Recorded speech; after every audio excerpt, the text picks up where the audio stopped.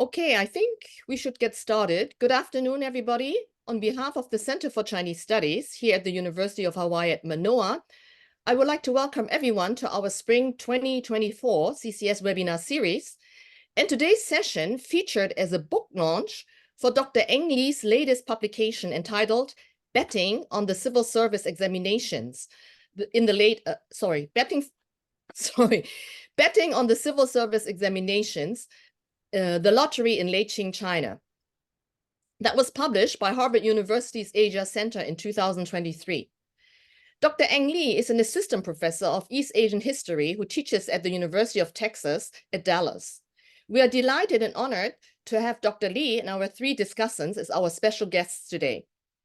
My name is Mingbao Yu, and I'm currently serving as the CCS director, but my home department is East Asian Languages and Literatures, where I teach and research 20th century Chinese literature, film, and culture.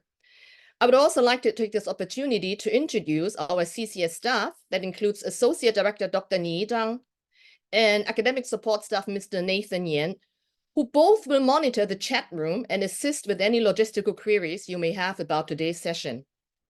Please note that we will be recording today's session and then upload it to our YouTube channel, where you can also find previously recorded CCS webinar sessions in case you missed them. Our full CCS webinar program flyer for this semester can be found on our CCS website. If you click on your chat room now, you can see the links of the CCS YouTube channel and CCS website displayed there. Today's session is kindly co-sponsored by the Educational Foundations Department at the College of Education here at UH Manoa. Many thanks to our co-sponsor for their kind support. Before I introduce our moderator, Dr. Bao-Yan Cheng, who will properly introduce Dr. Eng Lee and the three discussants, allow me to quickly go over some procedure reminders. Feel free to use the chat room for posting technical or other queries, but please use the Q&A tool for submitting your comments and questions, which will be answered during the Q&A session. Don't wait until the end to submit your questions, because then we may run out of time to answer them. We kindly ask that you please keep your comments concise and ask no more than 2 questions so that we can accommodate everyone and keep within the 30 minutes we have allocated to the Q&A session. As much as possible, questions will be answered in the order they have been submitted, but we might also synthesize or group together similar questions in order to save time and make room for other comments and queries. We further reserve the right to dismiss comments and questions that are not relevant or civil in tone. After today's session, you will receive a brief survey, and we would greatly appreciate your constructive feedback. And now it's my great pleasure to introduce our moderator today, Professor Bao-Yan Cheng, who teaches in the Educational Foundations Department at the College of Education here at UH Manoa. Professor Cheng's area of specialization is comparative and international education, with a focus on Chinese education. And other research interests she has pursued include international student mobility, equity issues in higher education, globalization and cultural issues in education, and liberal arts education in the global context. So without further ado, I will turn over to Professor Cheng. Thank you, Mingbao, for the kind introduction. Thank you all for taking the time to attend this book launch event. And today's webinar will feature the book Betting on the Civil Service Examinations, the Lottery in Leixing, China, which was published by the Harvard University Asia Center in 2023, and it was written by Dr. Eng Lee, who is the main speaker for today. Dr. Lee is an assistant professor at the University of Texas and Dallas, and a historian of late imperial and modern China, with an emphasis on social-cultural history of China and its overseas communities. Prior to working at the University of Texas, she was a tenured professor at Drake University and was honored with Drake's Arts and Sciences Outstanding Teacher of the Year Award in 2021 and nominated for the university's Madeleine M. Leavitt Mentor of the Year Award in 2022. We are honored to have 3 distinguished scholars as discussants for the book. Given the diversity in the disciplinary backgrounds and location of the discussants, this is going to be a truly interdisciplinary and international dialogue. Our first discussant is Dr. Cameron Campbell, who is a chair professor in the Division of Social Science and Hong Kong University of Science and Technology. His research focuses on family, population, and stratification, especially in historical China and in comparative perspective. With other members of the Lee Campbell group, he is conducting a study of Qing educational and political elites based on analysis of databases of civil and exam degree holders that he and his collaborators have constructed. He continues to work on kinship, inequality, and demographic behavior. He was nominated a Guggenheim Fellow in 2004, Changjiang Scholar in 2017, and a Fellow of the Center for Advanced Study in the Behavioral Sciences in 2022. Our second discussant, Dr. Anneliese Heinz, is Associate Professor of History at the University of Oregon. Her work focuses on the histories of gender, race, and sexuality, trans-Pacific history, and cultural history. Her first book, Mahjiang, A Chinese Game and the Making of Modern American Culture, which was published by the Oxford University Press in 2021, won the Pacific Coast Branch Award for the best first book in any historical subject, and was a finalist for the Oregon Book Award in nonfiction and the Huntington Library's Shapiro Award.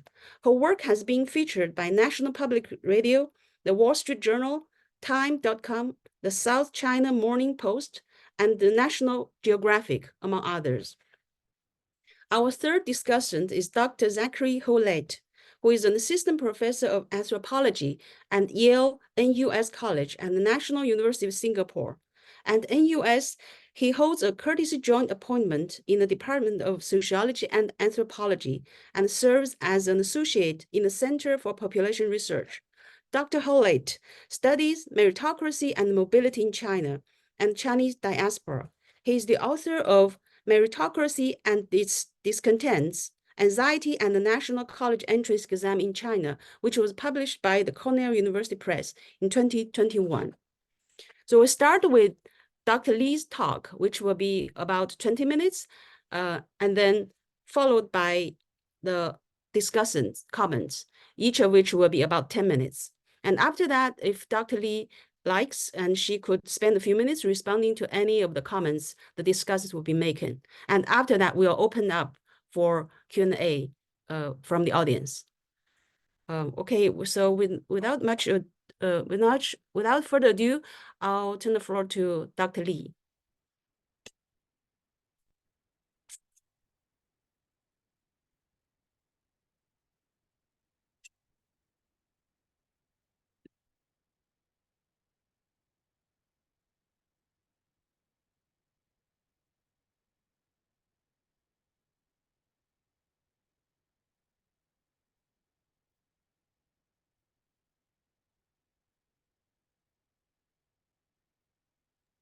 Dr. Lee, you are muted. Yes.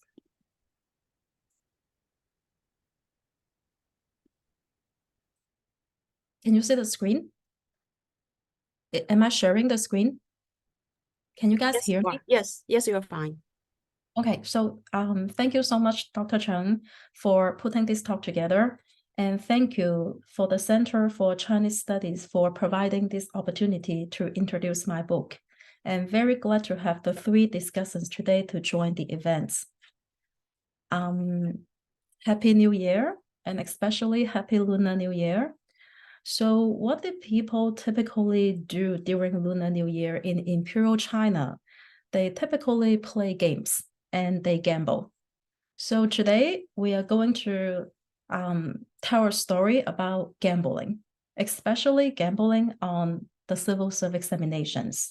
It is a story about using gambling on the civil service examinations to understand the history of 19th century China and its overseas communities.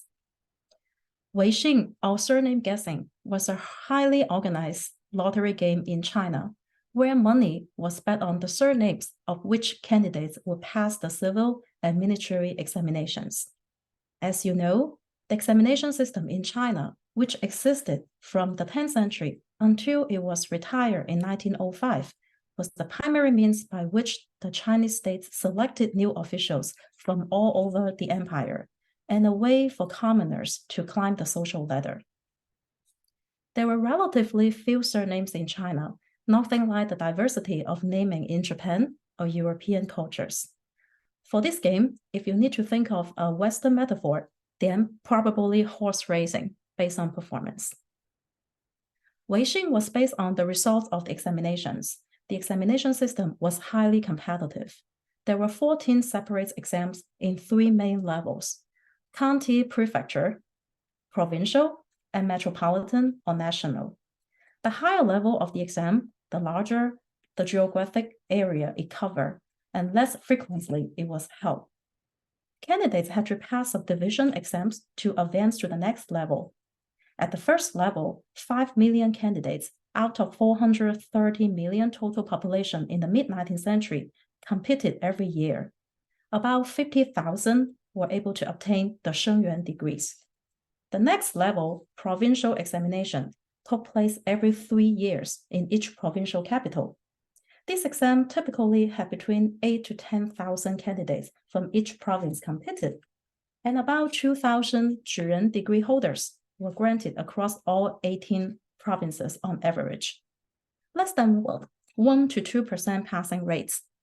The metropolitan examinations were held at the national level, which successful candidates in the 4 provincial exams proceeded to the capital city of Beijing the following spring. It is estimated that between 5,000 to 8,000 candidates from the whole empire competed, and 250 were granted the Jingshi degree. This highly competitive nature and uncertainty of the examinations were open for guesswork. Weixing, betting on the surnames of the candidates that would pass the exams, originated in Guangdong, the southernmost province, in the 1850s. During the Qing, the last imperial dynasty of China, local merchants organized the betting and collected wages, making this game a profitable business. It involved a large amount of money and way more people than just the exam takers.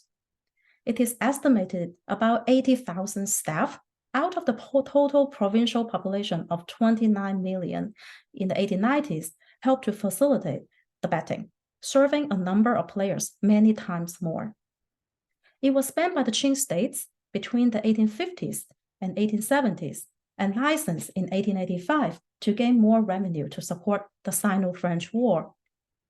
Based on a financial survey in 1910, the annual revenue collected from gambling in Guangdong was as much as 4.3 million silver ounces, taking up 44% of the annual gross revenue in the whole province.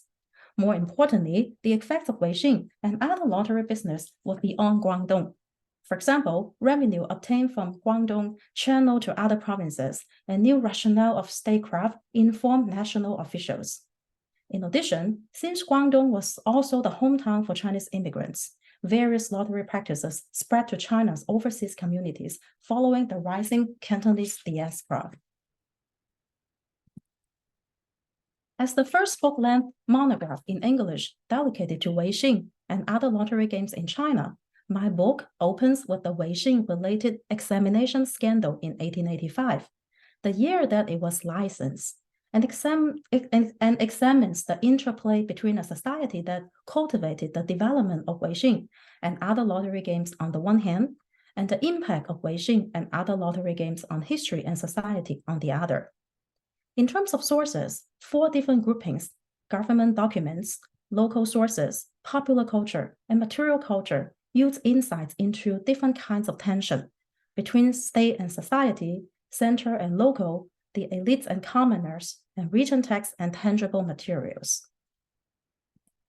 Throughout the 7 chapters, I explore weixing and other lottery games in individual, provincial, state, and transnational contexts, revealing how the lottery played a role in different areas in the 19th century. Chapter 1 provides a broad overview on the rich indigenous history of Chinese gambling that led to the emergence of lottery in the 19th century. Chapter 2, 3, and 4 each presents an individual case study of how weixing and other major types of lottery games intersected with larger aspects such as new social cohesion, meritocratic value, and government policies.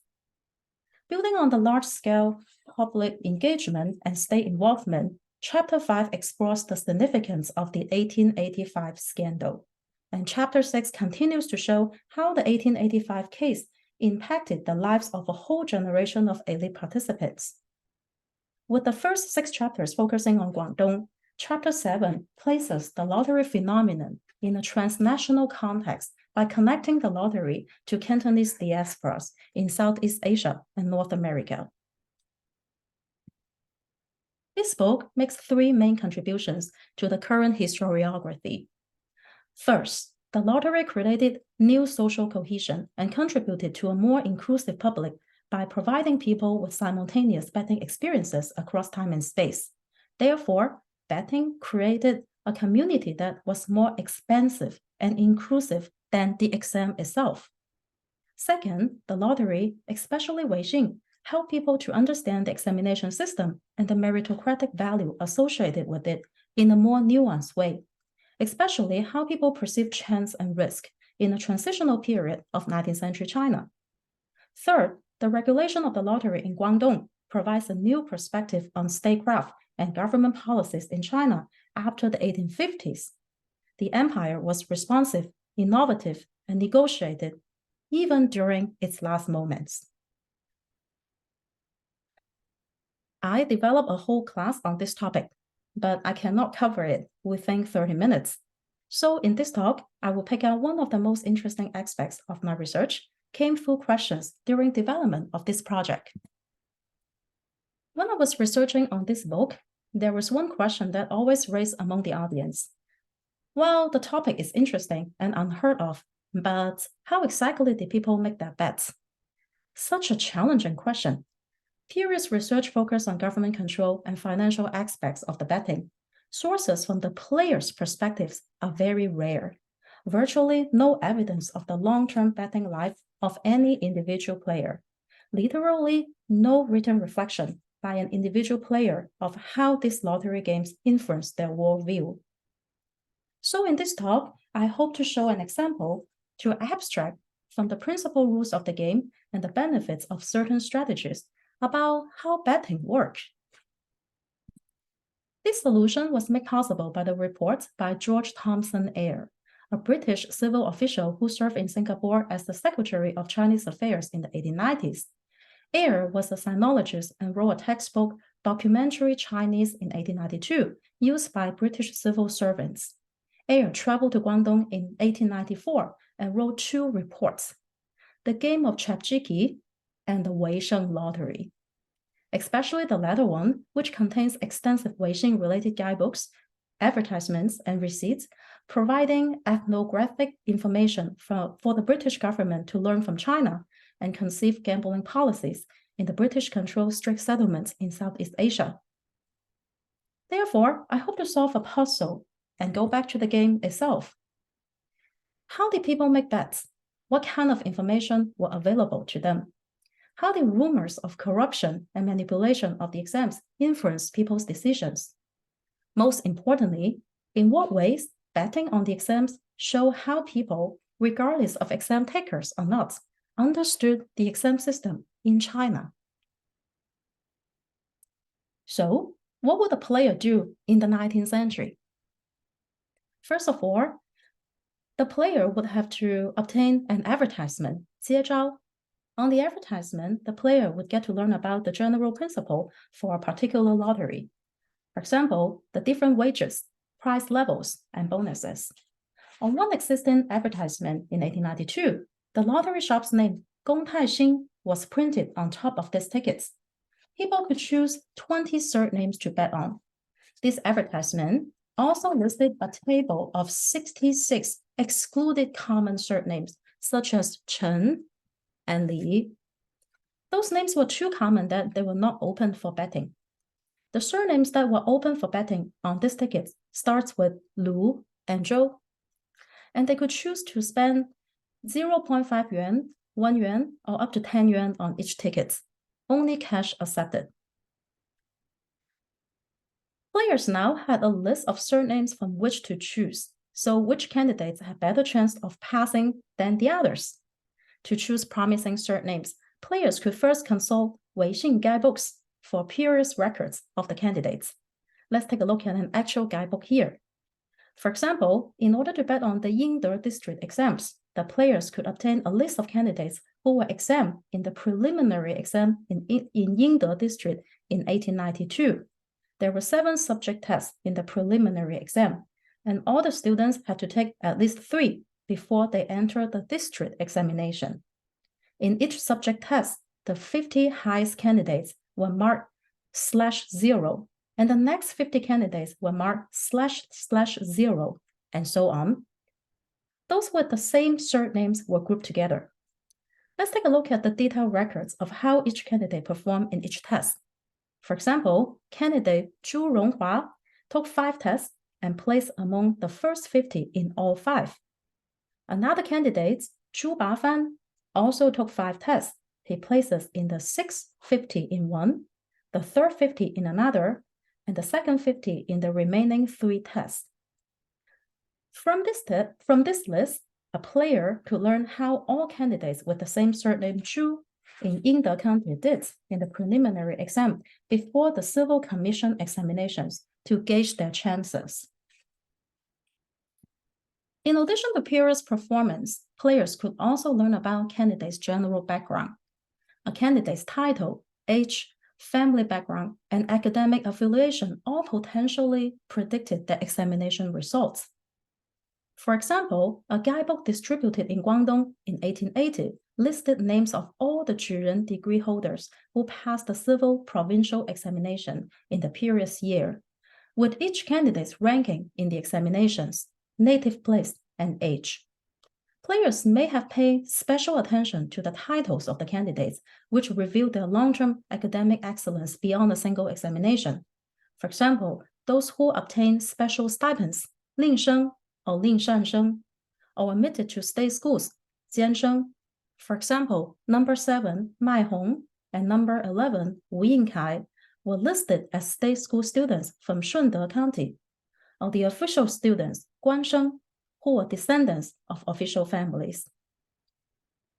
Although this status did not affect a candidate's chances in the actual examinations, 19th century lottery players probably realized how much family background mattered in the competition, and show an understanding of the exam system as not being purely merit-based.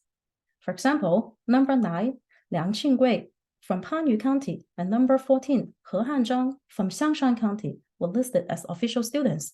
Both were only 21 岁 by the Chinese calculation of age, and noticeably the youngest Jew on the whole list, especially considering half of the Shengyuan degree holders were between 26 and 40 岁, with only 4% being 20 岁and under. In addition to candidates' native place, age, status, employment, and the year that they passed, weixing players could also deliberate over the candidates' academic affiliations. Examinees boarded at or commuted to local academies where they attended lectures and took examinations under the supervision of established scholars in Guangdong. Admissions to those academies were also competitive. Each academy had a distinct reputation for helping students prepare for different levels of examination and has sufficient funding sources to sponsor their own students. Although, again, academic affiliation did not matter in actual exams, the players sought to use it to predict a candidate's potential as accurately as possible. In another guidebook distributed in Guangdong in 1880, a player may have immediately granted special attention to the surname Yang, since the candidate Yang Yufen was a student or graduate from Yingyuan Academy, the most prestigious academy in the city of Guangzhou, to help Zhiren degree holders to prepare for the metropolitan or national level of examinations. So, as you can see, the weixing guides were like guides for horse racing. By studying those guides, players would be able to use their own knowledge to make bets. Although little evidence shows how much such information actually influenced their bets, this information was made available to the bettors from published lists. So it is important to know that the bettors had such information and could understand it. However, no matter how well the players study the candidates, players may still have chosen many surnames in common. For example, in a 2-yuan ledger book for the Civil Metropolitan Examination in 1895, 1,000 bets were made into one ledger book, and numbers written underneath of each surname to show how many times they were bet on in the 1,000 bets. Among these 1,000 bets, for example, all players combined bet on 105 surnames in total, and the surname Chen was the name most heavily bet on, with 995 out of 1,000 bets. In fact, the first 7 or 8 surnames of each bet all look quite similar: Liang, He, Li, Zhang, Huang, Yang, and Liu. It means that those common surnames, such as Chen and Li, always turn up on the winning list. They were so common that with little doubt, 1 or 2 of them would pass and award bettors who selected them, as long as their surnames were not excluded. So, when all players had access to open information and there was a larger degree of overlap on the promising common surname, candidates with less common surnames would be essential for speculation, and players who bet on those surnames would have a much better chance to win a prize. According to the table, among all 105 surnames, almost half, 42 out of 105, received fewer than 100 bets out of 1,000. It was not likely more than one candidate with those obscure surnames would pass. Those candidates were probably from less wealthy families with less access to prestigious academies and educational resources. If they did pass, players who had selected them would have a much better chance to win than other players. Especially, even if the players guessed many surnames correctly, they might still not have landed prizes, since there were only 3 levels of set prizes, and the winners who guessed the same number of surnames correctly had to evenly divide the prizes. So, if there were several hundred winners, the winning shares would still be reduced to a very small amount. Well, that sounds frustrating. So what can the players do to compete with other players? In order to guess as many obscure surnames as possible, from the player's perspective, it is important to obtain insider information. For example, some players went to the local academies to talk with candidates or send agents to look for the candidates' essays to see how promising they were. Some players try to influence or even manipulate the exam results. In many weixing memorials, imperial censors often attributed exam corruption in Guangdong to the weixing game. To maximize the game, wealthy players were said to have bribed promising candidates not to attend the exams, or to have prevented certain candidates from attending if they could not be moved by bribery. Even if the candidates took the exams, players sometimes pay the exam clerk to deface, disqualify, or remove candidates' papers, or even bribe the education commissioner's advisor not to recommend qualified papers, which was called limiting the crap. Players were said to have sometimes paid an experienced exam takers as scum to take the examination under the name of a less promising candidate with an obscure surname, which was called lifting the chicken. From the player's perspective, information may have played a critical role in the betting process, including information derived from corruption itself. Experienced players often waited until the very last minute to bet, when more information became available, such as who bribed the examiner, who withdrew from the exams, and who hired guns. People understood the importance of timely information. In 1871, players were amazed and were eager to learn about how the newly introduced telegraph could work to obtain information about the exam results faster. Similarly, people in Guangdong often chose to bet in the nearby Macau and the British-controlled strict settlement in Southeast Asia, believing that they surely knew more about the exam candidates than the less informed folks who live outside of China. Admittedly, it is difficult for individual players, examiners, and exam candidates to try to steer the whole game toward their preferred results. Sophisticated players were probably able to choose many surnames correctly just based on the available information and their own research. Considering the large amount of printed material and types of information available, many people seem willing to do their homework to make reasonable guesses about probable results. At the same time, weixing left plenty of room for uncertainty, insider information, and unpredictable competition that truly intrigued the public. So, What do we know about the 19th century gamblers? Let's go back to the original question of this talk. Based on the current prints, this betting community was likely literate, just like the examination candidates themselves. Bettors probably knew enough about the exams and the candidates who took the exams to make their bets that were as rational as they thought.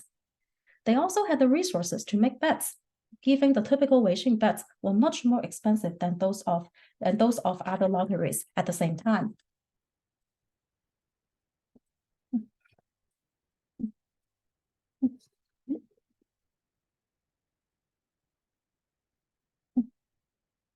Since Guangdong was also the hometown for Chinese immigrants in the 19th century, many gamblers may also be immigrants. Like the gamblers described in this book, immigrants tended to be risk takers, weighing potential losses and rewards based on one's fortune in hand. Practice losing and winning and starting over again were all useful exercise for navigating in the new land beyond one's complete control.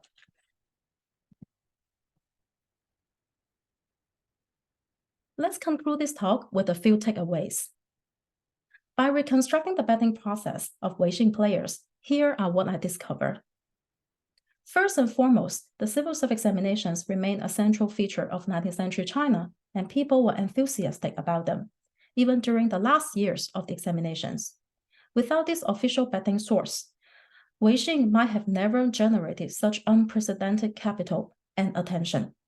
Instead of ignoring the exam system, ordinary people, exam takers or not, seem to attain, retain, and internalize a great amount of detailed knowledge about the examination system through betting. Second, viewing weixing and other lottery games from the player's perspective, this case shows that 19th century lottery games, to serious players at least, incorporated a series of interconnected activities, including gathering information, studying previous results, making reasonable speculation, and competing with other players. A similar example is the cultural history of Mahjong, which Dr. Annelies Heinz, one of our discussants today, wrote about in her book. Just like Mahjong, although it is impossible to deny that players that lost money by playing the lottery were far more common than those who won, and the winning in weixing did not promise enhanced status as passing exams did. This case provides a cultural and historical explanation of the consistent popularity of the lotteries in late 19th century Guangdong over several decades. In a way, it also provides the social dimension of the exams that Dr. Cameron Campbell, another discussant, has been collecting official appointments data for with his team in Hong Kong. In this sense, instead of being purely irrational and anti-meritocratic, gambling on the exams, to some extent, shows a similar ambivalence of meritocracy as the exam system itself. More importantly, betting on the exam showed that both individual intelligence and chance were accepted as playing roles in meritocracy, providing a more nuanced perspective of meritocracy, which Dr. Zachary Howlates, our last discussion today, wrote about in his book on Gaokao, the Civil Service Examination in Today's China. While peer studies emphasize how the exam culture in China helped to reinforce the ideal of meritocracy, be diligent, and to believe in education and long-term efforts, scholars have seldom addressed how this examination culture also helped people understand the ambivalence of meritocracy, risk and chance, and accept the acceptance of contingency and the potential loss of a competition. So many stories about China's exam culture and meritocracy have been glorified throughout history. Perhaps betting on the exam somehow completes our understanding of the exam being so competitive that they were once made into a betting game. The popularity of this betting game showed people's acceptance of the uncontrollable and unpredictable aspects of the competition. Most importantly, this new betting mindset reflected changing economic behavior in the 19th century world, especially the changing moral and intellectual component of the economy and the acceptance and evolution of a speculative economy, in a way resonating with early stock market speculation. I hope this small part from my book about betting on the civil service examinations, how was it possible and why did it matter, provides you a new perspective to view both people and society in the transitional period of 19th century China, as well as the puzzles and possible solutions for cultural historians, and the remaining questions to be answered in the next book. Thank you very much, and I look forward to your questions and comments. Thank you, Dr. Li, for telling us about your book, and thank you for teaching us how to do the dating. That sounds very complicated to me. Next, we'll have our first discussant, Dr. Campbell, making his comments. Okay, well, thank you very much for inviting me here. This is, I had actually read the book a few months ago, and I've been fascinated by it. And so I was excited by the opportunity to share my thoughts about it. And I want to start with some kind of general observations. I'm coming at this as a sort of a quantitative sociologist, or who's interested in inequality and stratification, and to some extent economic history. But I think for me, one of the most interesting aspects of the book was the window that it opened into the lives of regular people in Guangdong in the 19th century. You know, the people of the sort that were doing a lot of the gambling in the book, they're quite often absent from other sources. Novels often describe elites and so forth. So reading this book, you get the sense of something, you know, felt like I was getting some sense of what the lives of regular people was like. It's a bit like watching some movie from maybe the 1930s in the UK, and all the working class males are down at the tracks and so forth, betting and so forth. But so I really appreciated that. And indeed, I guess one thing that is just so striking to me is, you pointed out at the beginning, is that whereas at least for the UK and the United States, the portrayals of gamblers and gambling in literature, film, etc., from the middle of the 19th century to the middle of the 20th century, it's striking that just almost any movie that touches on working class life, you see, you know, sort of horse betting is just somehow is part of the plot. And you know, we just don't, as far as I know, this is not my area, but we don't see that in and it sounds like, according to the book, this is correct, that we don't see that much in literature and so forth from China in the 19th century.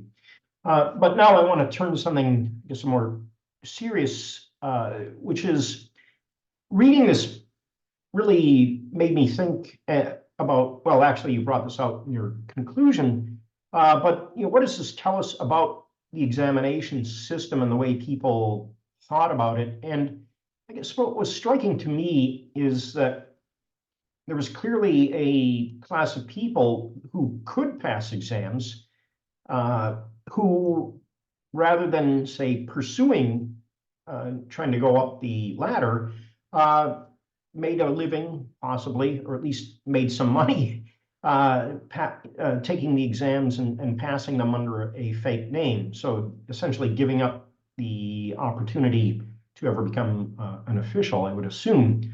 And I think, you know, the idea that there were people who could pass the exams, but apparently had no interest in pursuing an official career, to me, it challenges this kind of common notion we have, and it's really influential and pervasive if you read a lot of current economic and history and political science history. There's this pervasive notion that the examination system was the only game in town, that families spent all of their time and money preparing their sons for the exam. You have people claiming that the misallocation of resources to exam preparation impeded China's economic development, that you get this sort of picture of an almost maniacal and pervasive desire to succeed on the exam at the expense of any other possible opportunities. But yet here we have people that apparently could take the exam and pass at least a lower level exam, and presumably would have been eligible or competitive at higher levels, but were willing to take exams under false names. So I would assume one could do an economic analysis. Probably an economist would be the right one to do it, that you would assume that whatever people were taking as payment to sit for the exam under a fake name should have matched their expected income associated with actually becoming an official, because otherwise, if it was less than what you would expect if you conditional on actually passing the higher exams and becoming an official, you would just go ahead and do that. So I think, as you said in your the conclusion of your talk, and I think this really, on the one hand, it's clear that people were enthusiastic about the examination. It played a central role in sort of culture of the 19th century, right up to 1905. And yet, I think, this notion that it was the only game in town, that people were, at least young men from at least families of means, were sort of maniacally obsessed with passing the exam, is clearly, I think there's more to the story. Another, I guess, question, and these are not necessarily ones I would expect you to answer. It's more that I think they're sort of starting points for further discussions. But what does the rise of these games in the 19th century tell us about economic growth and disposable income in Guangdong during this period?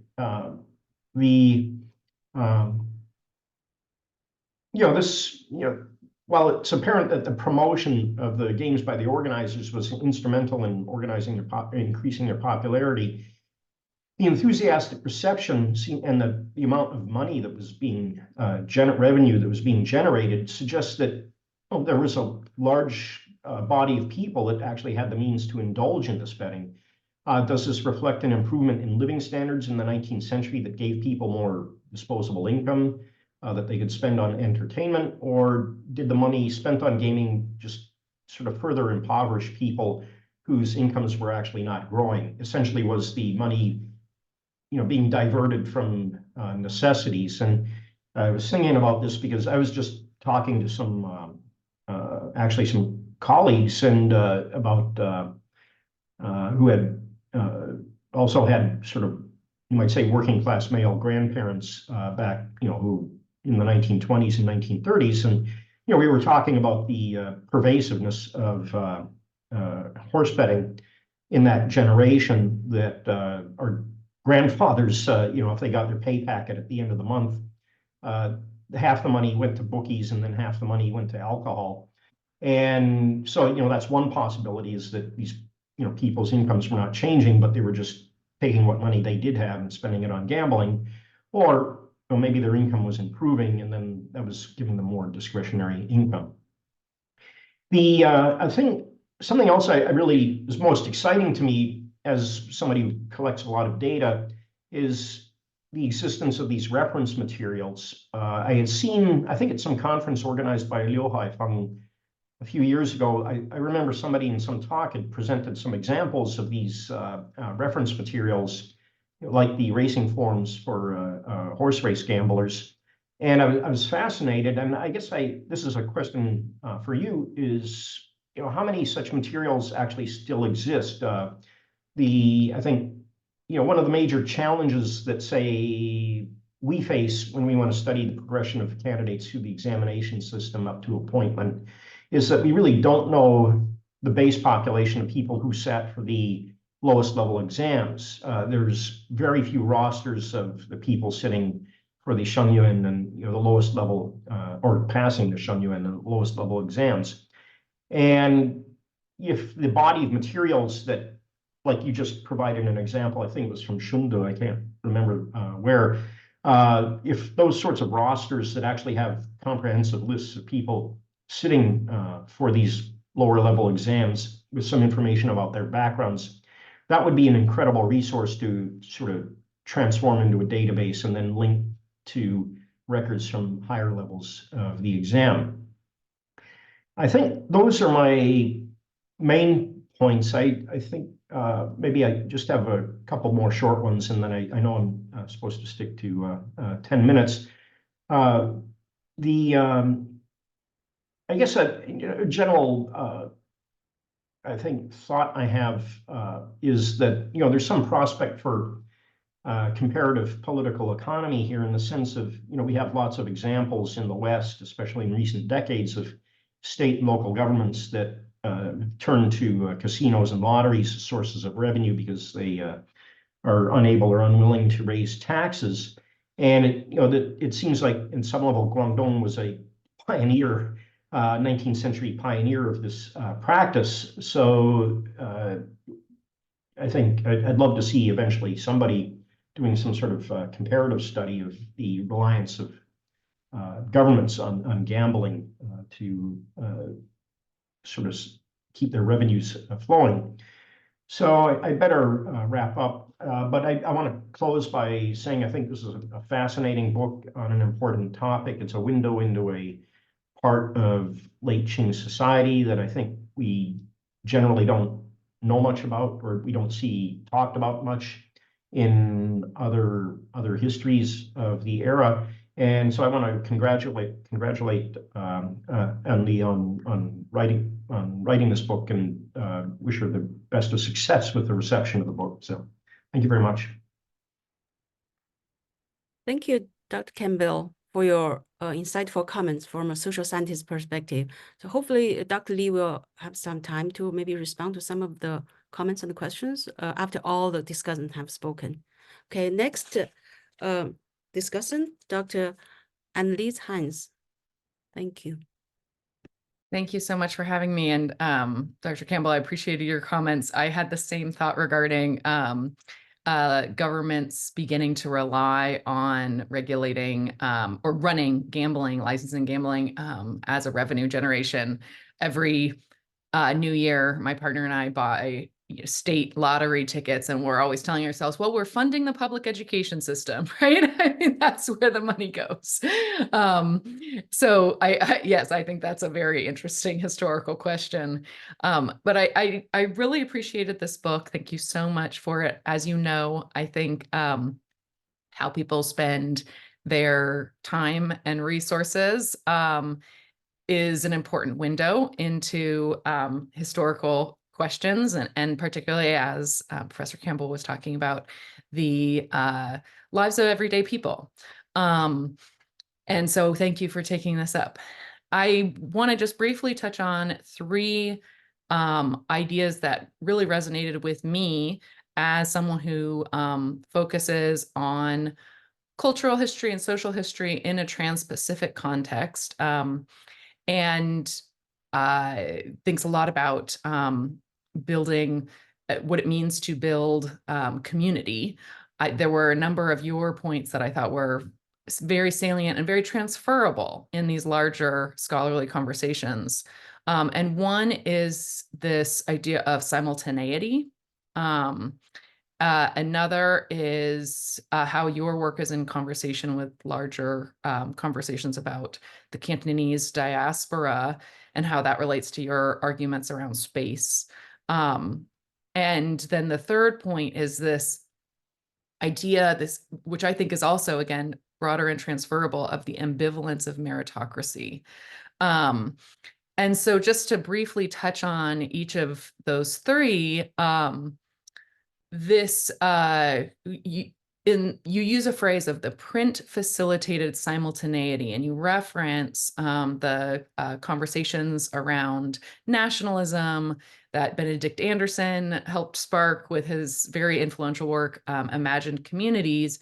And I appreciated how you thought through this question of simultaneity in a context where yes, like a horse race, it depends on the distribution of information of the winners. But unlike a horse race, you don't have a kind of public arena where everyone's gathering and watching it happen at the same moment necessarily. So I thought your close analysis of what it could look like to have simultaneity across space and across public-private divides, across oceans, I thought was very I really appreciated that careful reading, and it sparks a lot of questions that I hope other people take up, and maybe you'll take up in future work. But one of those is that question of how women who were in confined spaces could participate in a kind of simultaneity that was fundamentally public, was fascinating. And I would love to learn more about these ticket carrier networks, and about other contexts and possibilities in which, as you say, right, yes, women, there were these print networks that were connecting women with each other, but what were other ways that elite women were experiencing this kind of public form of, in this case, gambling? That was very fascinating, and it brought up questions also in terms of the role of mothers in preparing sons for these examinations. Like, I mean, I know you're very limited on sources related to women, but in terms of the role of mothers and sons as exam takers, that also brought up a lot of questions of, is this a way that they're actually extremely knowledgeable about this exam system? I was interested, so in terms of space regarding public and private, but then also I appreciated your work in furthering the study of the Cantonese diaspora in a transnational context. There is so much work left to be done on that. You know, I'm certainly, in my own work, I was just looking at the US and China, right? I wasn't doing what you're doing of really placing those communities in conversation with each other. And I wondered if you could push on some of those differences a little bit more, where I thought some of the comparisons you were making with these different kinds of lottery were important and interesting. And I wanted more of, like, what difference did those distinctions make when we're talking about the white pigeon system, and we're talking about the flower lottery, and we're talking about the exam lottery?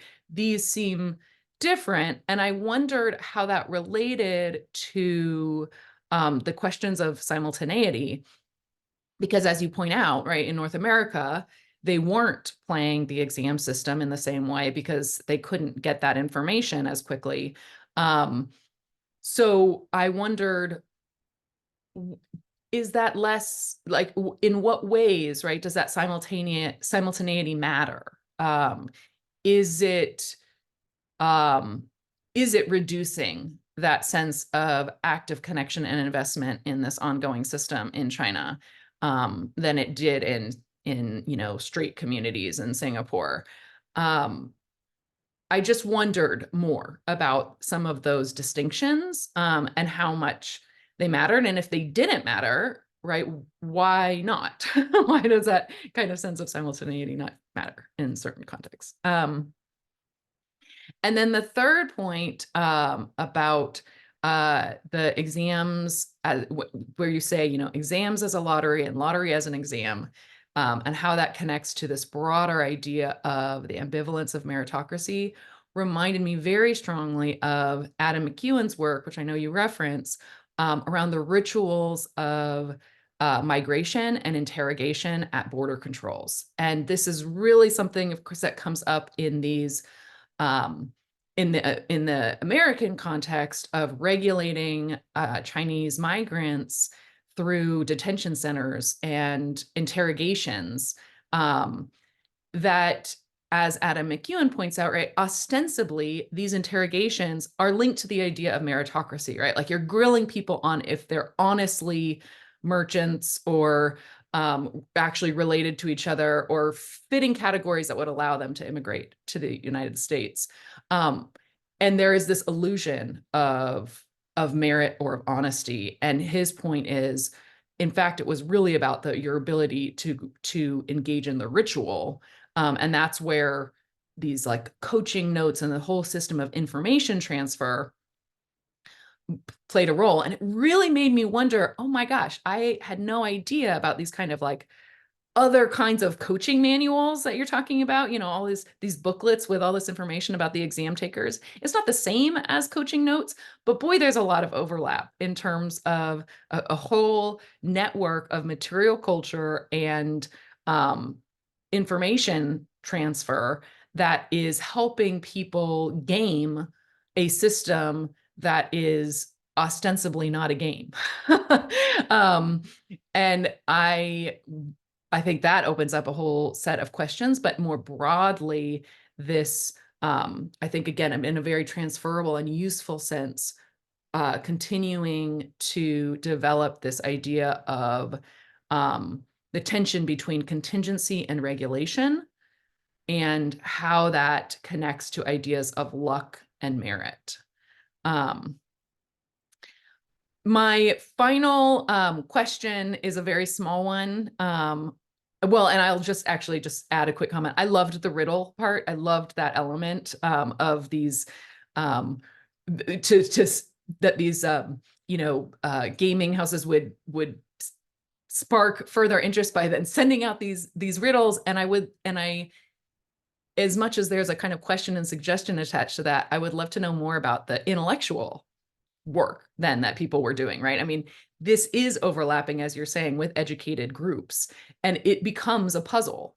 The riddle element was fun and fascinating, but it also spoke to how this game was not functioning as a purely luck-based gambling game. It was fundamentally about information and an intellectual puzzle as well as luck. So then my final question that I was going to get to is very small, which is I would love to know more about the meaning and the history behind these phrases, this idiosyncratic phrases like lifting the chicken. Where I think I'm curious to understand more about that language. So thank you again and congratulations. Thank you, Dr. Hines, for your thoughtful comments and the questions. As a historian, and I'm sure those suggestions will help to further studies in the area of game and gambling. And hopefully, Dr. Lee will later address your questions. Thank you. And next discussant is Dr. Weixing-related. Thank you. Okay, so first, let me say thank you. I'd like to thank Professor Lee for giving me the opportunity to discuss her book, and thanks to Professor Chung for her kind introduction, and thanks to the CCS and organizers. This is a wonderful book. It makes important, compelling arguments, and it's highly readable and enjoyable to read. It has many strengths, so let me discuss a few. First, I love how the book defines and treats the ambivalence of meritocracy, just like Professor Hines pointed out. So Professor Lee's evidence and analysis teaches us a surprising lesson. The exam is a lottery, and the lottery is an exam. So performing well in the civil service exam required luck, and doing well in the weixing lottery required skill and hard work. One of the closest contemporary parallels to the weixing lottery, as we've discussed, would be horse races, but I think sports betting could also be a good parallel. The scholars were athletes, and people were betting on their performance based on voluminous data, as Prof. Lee showed us. So second, the book does a great job discussing the Southeast Asian and global connections. It vividly traces these imagined communities enabled by betting on lotteries, not just the weixing, and the accompanying print and communication technologies and strategies. So I echo Prof. Hines's point. It shows how these communities involved broad strata of society beyond elite men and included women and children. It's a physically beautiful book full of amazing illustrations in color. And so show you, it's well written and accessible and deserves to be read by undergraduates and experts alike. The sections on the history of gaming and gambling provide a great context for a broad audience. And Prof. Lee describes the various games and lotteries in passionate and mesmerizing detail. And the book offers an innovative analysis, moving beyond simplistic arguments that the weixing lottery signaled the corruption and decline of the examination system. Rather, Professor Lee shows how the lottery pulled more and more people into being involved in the exam system. And she shows how these people developed an intimate, expert understanding of the system through the lottery. So I'm persuaded by her analysis that the late Qing's fiscal crisis, enmeshed in global geopolitical contexts, accounted for the states embracing and licensing the weixing and other lotteries, and developing these new forms of statecraft. The book also persuasively shows how the weixing was not a local or even regional phenomenon, but one of national and even transnational significance because of revenue sharing arrangements and these diasporic betting networks. So I could say much more about the book's merits, but in the interest of time, I'll focus in on Prof. Lee's treatment of the ambivalence of meritocracy. Now, this aspect really intrigued me very much and resonates with my work on the Gaokao, China's contemporary national college entrance exam. In many ways, the Gaokao is a cultural continuation of the civil service exams. And in my fieldwork on the Gaokao in Fujian province from 2011 to 2013, I observed people betting on lotteries. What I found mirrors in many ways what Prof. Lee describes in the late Qing. So to unpack these parallels, I'll say a little bit about my analysis. I see the Gaokao as a fateful event in which people personify cultural virtues like diligence, persistence, composure, and luck or divine favor. So by fateful event, I mean an event that is both consequential and chancy. And I borrow this term from sociologist Irvin Goffman. So consequential means it has an important effect on people's lives. And chancy means that the result is undetermined. So these fateful moments include things like examinations, but also games and gambling. These events are especially fateful when the stakes are high, but can be trials of merit within one's social circle, even with modest stakes. So fateful events also include sports matches, job interviews. I love the example of border control interviews, warfare, and even things like natural disasters. So for me, high stakes exams, games, and gambling are all tokens of the same type. When an event is chancy and undetermined, people tend to explain its outcomes with notions such as luck and fate. So chanciness in exams includes the accuracy of one's guesses, the questions one receives, one's health on test day, and how and by whom the questions are graded. When things are chancy, people try to control the chanciness through various forms of magic and religious practice. And in my work, this dimension includes temple pilgrimages, divination and fortune telling, spirit possession, future forecasting or precognitive dreams, and all kinds of apotropaic or luck-giving practices from special rituals to divinely blessed pencils.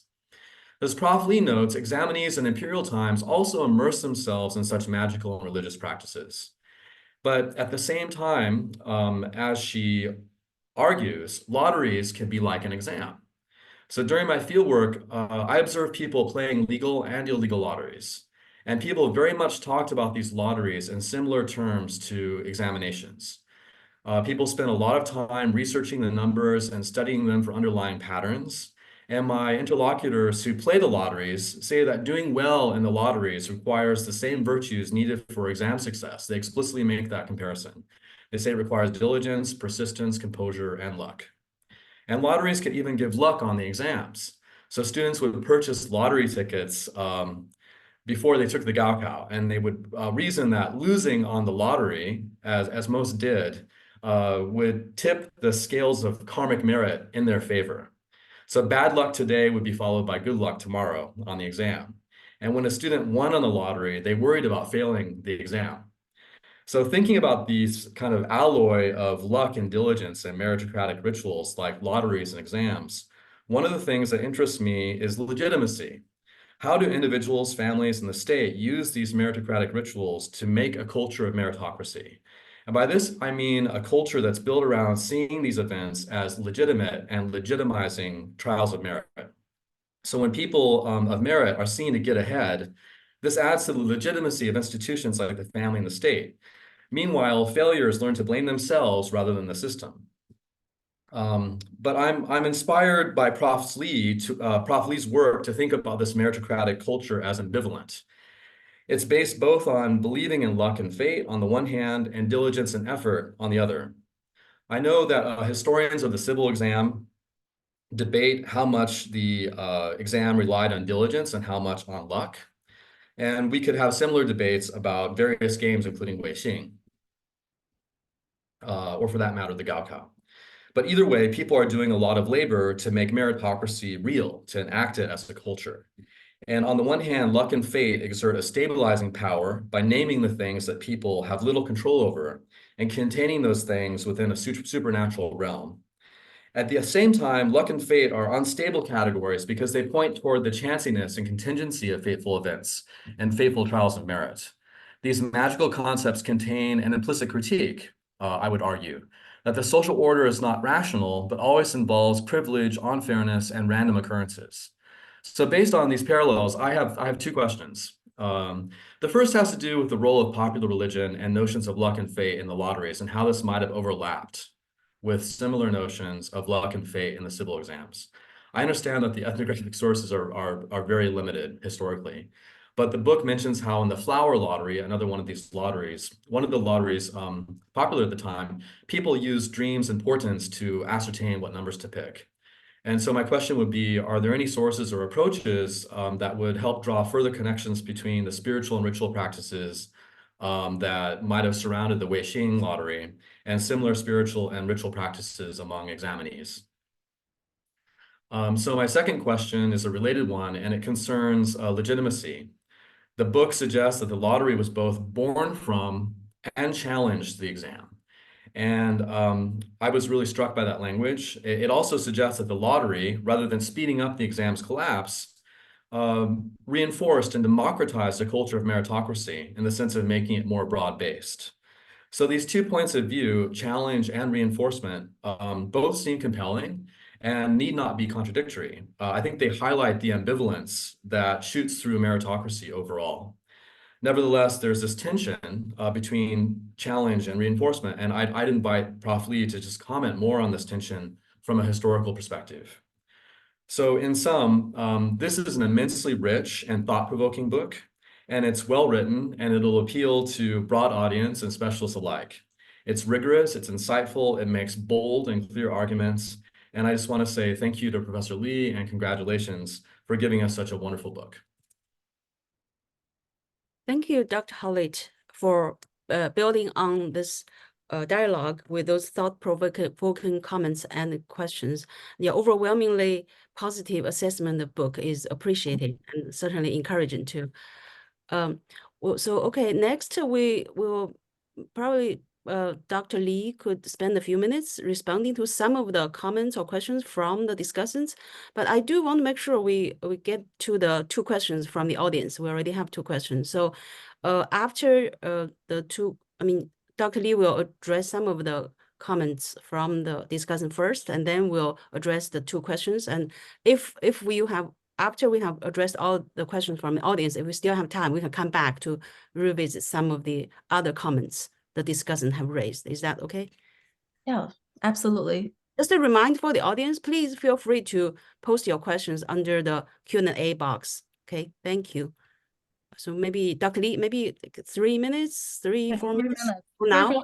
Okay, so first of all, thank you so much. I was very nervous because thank you so much for all the comments. And I couldn't sleep last night because I was very nervous. And then I was sitting here by myself and waiting for the comments. But I was very, very touched. And thank you so much for all your time reading my book and also commenting on it. And those are really, really thoughtful comments. I was nervous because I feel like this is a very small book in terms of the scale. And then it's also a very obscure topic. So that is why I'm very grateful to find these 3 like very relevant discussions that really speak to the heart of the book. So I'm just gonna address some of the very important questions. So first of all is thinking about as a book and how do you use such a very small case and a comedy, right? And then corruption in the 19th century, the examiners being poisoned by the weixing players in 1885, and why does it matter? So to respond to Dr. Campbell's question about how do you use a small case to talk about the late Qing society. So there were a few things I do think is important at that time. So first of all, you can tell that gaming and gambling were not new in Chinese society, but licensing them was new. Like after the 1850s, after the Taiping Rebellion, in a society that they really needed the money. So the negotiation process between Guangdong and the states was very important, like in the book, the process of licensing it, the debates. The second one is about how people perceive the examination. So as you could tell in the book, and there were so many people that got the degrees, but decided not to advance. And the most renowned example was someone got the 3rd place like in the national metropolitan exam, Liu Xuexun, and he decided to switch path. He quit academia, and then he became a lottery merchant instead. And then so kind of like some of these examples to show like people have different strategies like to navigate in a society. And the third thing is about how people, there are lots of mobilities, there are lots of movings going on. For example, like even having the downtime, like to play the game, there's a lot of traveling going on, like in Guangdong, in Fujian, in other provinces. And a lot of people going out, right? It is impossible to talk about Guangdong and not talk about the Guangdong immigrants. So that is why so many immigrants, they were also gamblers. So there were like a few big things that I think this very small case can connect to the broader society at that time. The second thing I want to briefly respond is Dr. Hines and talking about the public sphere at that time. Lottery is a very small, again, it's a very small obscure topic in China, but it is hard not to look at it from a global scale. And then there are lots of very connectable like questions. So first of all, and then a lot of people talk about public sphere in world history. So in China, you can find a lot of public sphere at that time, public space at that time, for example, schools, native place lodge, and then like those kind of things. China did not have coffee shops like in 18th century France. And then, however, there was a different kinds of public sphere you can see in this case, like lottery carriers went to people's house and collected wagers and bets. And then there were multiple like signatures on the same prints, like to get receipts and then to give to people multiple receipts and then to build that kind of relationship. And then people also use the print, but it's not something that Benedict it's not, they don't read them. It is a case about people using prints for a very different reason. They use those prints and then to make their bets, but they don't read novels, like how people usually, historians talk about the reading republic that people built in Europe at this time. And then also people care about social events for very different reasons, like in this public sphere. For example, people in Korea, they really care about the health of Empress Dowager in China, not because they really care about the Dowager, but because they worry about once the Empress Dowager die, and then the exam will be canceled that year, and then the betting would not happen. So as you can see, like something very small and obscure happened in China could create a very like profound like effect at that time. So this is about a very different types of public sphere and public institution that we can see in this case. So the very last point, to respond to Dr. Howlett about meritocracy. I was thinking about your book when I was writing this, and then I'm very glad to see you cited my book in your book as well. So I'm very grateful about that. Meritocracy is a very touchy topic because I did not do well in my own Gaokao. So I was a Gaokao loser. And then, so that is why I wanna write a book to explore a little bit more about meritocracy.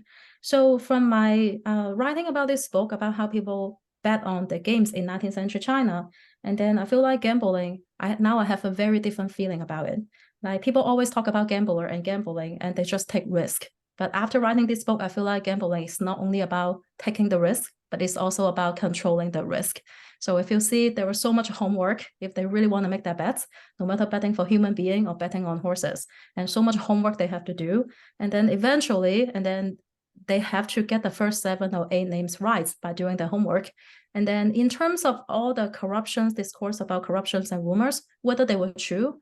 And then from my point of view, I feel like if they didn't do the homework, they didn't control the risk, and there was not even any opportunity or not even any meaning for them to take the risk at all. So I've been just thinking about your question, really make me think about like, how do we use this book beyond 19th century China, beyond the Qing? I was actually working on a piece about the gambling nature of the academic job market. like related to I was on the job market last year. So when you think about the academic job market, there was so much luck in it, but it's kind of like 19th century gambling. If you didn't really do the homework, and the luck part can even play a role in it. Okay, great. Thank you, Dr. Lee, for responding to discussing comments. And we have about 10 minutes. I want to make sure we address the audience question. The first few questions are from Patrick Du. So I'll read them since the audience cannot see them. I'll read them. Maybe we'll also post them under the chat box.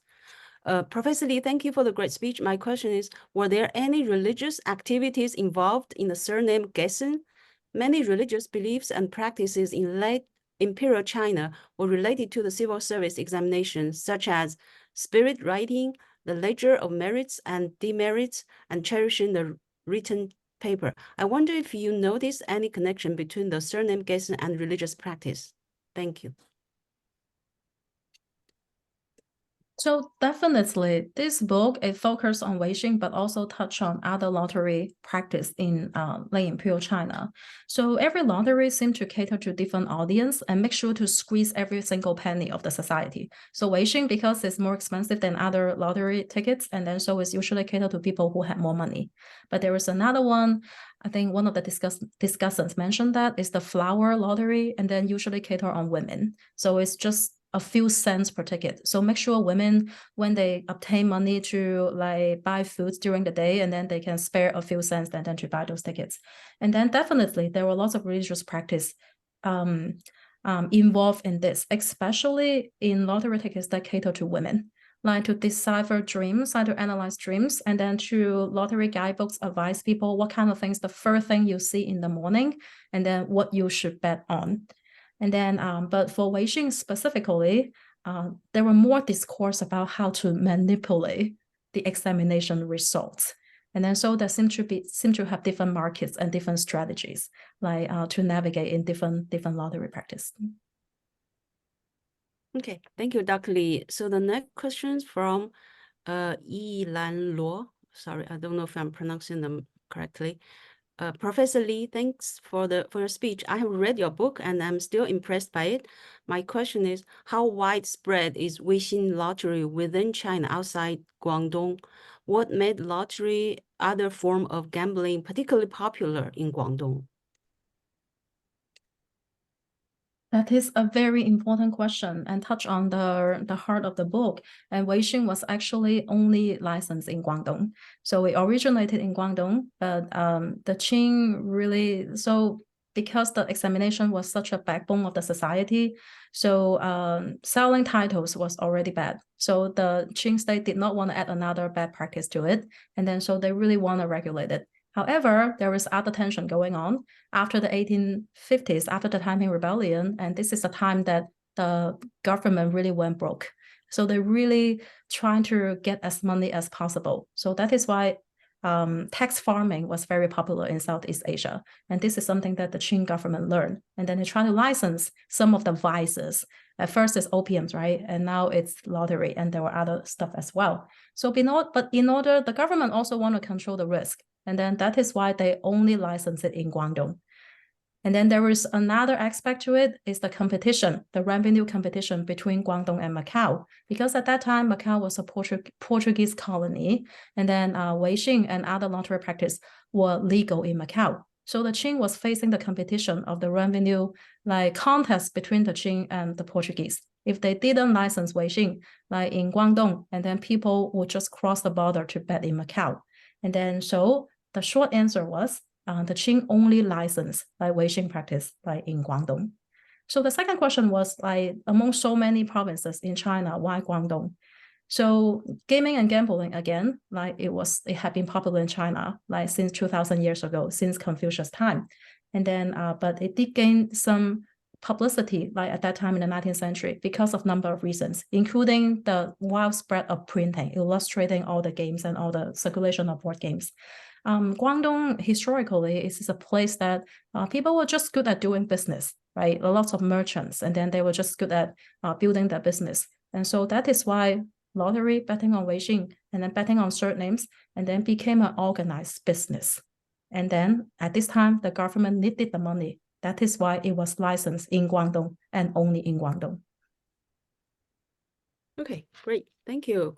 Well, we still have a few minutes. I don't know if any discussant would like to, or if Dr. Lee would like to respond to any further, any other comments the discussant made. But I do have a few comments. I mean, I would like to share if you don't mind, but they may just reflect my very limited knowledge about the topic of gaming and gambling, or even ignorance. I would like to share my comments. It's more from a maybe educational perspective or sociological perspective. I think I do agree that it is original to use gambling practice as a lens to examine social changes, and from an educational perspective, I think it's insightful and informative to explore how the role of civil service examination had evolved in history, and also the exam culture from through the experiences and perceptions of the participants in betting. But I'm wondering if you're giving gambling too much credit in the book. I didn't read the whole book. I only read a few chapters, but it kind of struck me that you seem to have a somewhat proven attitude toward the gambling behavior. But after all, it's a kind of opportunistic behavior that should not be encouraged. It disrupts the order of society and the exam. So I was a little bit puzzled by, I mean, I understand the value of studying maybe social changes and the culture through those people's experiences, but your overall attitude seems to be somewhat approving. I don't know if it's accurate reading of your book. Totally. Like that's a very important question. And it's also described the general writing process of the first book. And then I feel like when you write the first book, you are so nervous. And then from dissertation to book, and then I think William Giordano, and then he described the first book as kind of like a snow globe. And then it's very well constructed, but it's not very useful. And then he said, if you have an opportunity, write a second book, and the second book is kind of like a machine, and then people can really use it. So I feel like this book, it is a writing to learn process for me. And then at first, I just want to find a very small case, a comedy, a scandal. Then in the future, people will be interested in it. And then I just want to finish it. I imagine it to be short and sweet. And then, but after going on so many conferences and having so many external reviewers, and people always ask the so what question, right? And why does it matter? And then as a first-time book writer, and you really push the argument further and further. And then the most meaningful comments I got from the external reviewers from Harvard was to pull it back. And then so I spent a lot of time to pull it back. But I guess there were still lots of traces of being too optimistic about gambling. But eventually, I feel like gambling not necessarily is an action or a practice. It could be a spirit. I never went to the casino myself. I never gambled myself. But I feel like as an immigrant, as a first-generation immigrant, I do have the gambling spirit in my blood. I share with all my Cantonese ancestors, because coming to a new land, knowing nothing, and then making the connections, right? Like those mahjong players. And then also like dealing with like overcoming all the challenges. And you do have to have the courage of a gambler. And then you know when to bet, you know how to take risks, you know when to walk away. So, but I do think that like gambling itself, and that is why I think I was invited to give a talk in a public library in Texas. And I look at the flyer of the talk and says age 18 and plus. And I was very surprised, and possibly because the topic of gambling. And then so like that's why the public library advertised it for 18 and plus. So, and there are so many materials about gambling was bad. I don't need to repeat it here. For example, in the movie, Zhang Yimou's movie, To Live, Yu Hua's novel, and people could lose everything, sell their wives and son, like when they gamble. So this is something that absolutely like don't learn. But I do think that everyone should have a little bit of gambling spirits in their life, no matter whether they actually gamble or not. Wow, well said. I like your last statement, especially. Okay, thank you. Well, we're almost time, and Minbo need to make a few concluding remarks. Unless, I don't know if any of you have some final comments to make. We could still spare a couple of minutes.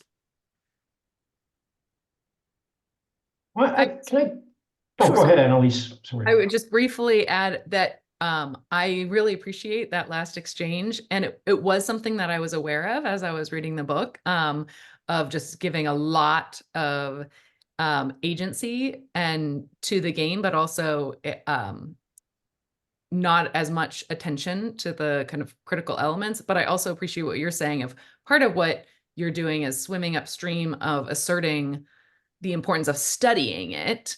Like Dr. Chung, you mentioned, that's important, but also that I think that makes so much sense of we're constantly pushing for, oh, well, we have to say that it's significant and it can lead to overreaching. But I think that conceptually what you've done with it in the book really is very useful. It's not just a snow globe. I'm just very quickly would say, just being in Hong Kong, I certainly appreciate the significance of the book because, on the one hand, I walk by a jockey club, betting outlet, and you see these guys with their racing forms. It's always guys, getting ready to make their bets. And then in a direct parallel to what was going on in Guangdong, we have the jockey club this, jockey club that here at my university, because all this money is essentially being used to fund, you might say, off-budget priorities for the informally for the Hong Kong government. So yeah, it's a fascinating and to me a very relevant topic. So Anyway, Great, thank you. okay. Well, I'm sorry. Yeah. Oh, Yeah. sorry. I just want to take 10 seconds, and then I saw in the audience, and I would like to. I saw Professor Ken Guy is here, and Ken Guy was one of the reader of the book. So I just want to shout out and say thank you to Professor Ken Guy. I don't know if Professor Ken Guy is really here, but he shows up here. And then my editor at Harvard Asia Center, Qing, was also here. And thank you so much, Qing, for introducing me to this wonderful series. And then also my significant other, my husband, is also here. Without him, there will be no book. So he does all the work in the house. And I also want to thank him here. And thank you, everyone. Really, really appreciate your time. Okay, I'm sorry we are running out of time. I have to stop this very exciting discussion. I really appreciate the dialogues you had among yourself that shows sort of the philosophical and contemporary relevance of betting and gaming spirit, right? Anyway, before we close today's session, I would like to announce our next CCS webinar on February 14, which actually starts half an hour later at 12:30 and ends at 2 p.m.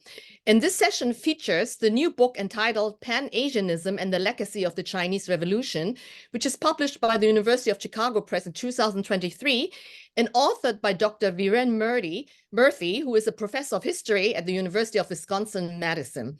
So this will be another interdisciplinary book launch panel, but with an added interregional dimension. And the discussants will be Dr. Ban Wang, professor of modern Chinese literature, Department of Asian Language at Stanford University, and Dr. Andre Haig, my colleague in the East Asian Languages Department, who is an assistant professor of modern Japanese literature. So to conclude our session today, please join me in thanking our moderator and all our distinguished panelists for joining our CCS webinar today, for sharing their expertise, their insights, and provocative comments and questions. And many thanks as well to our audience for your attendance and participation.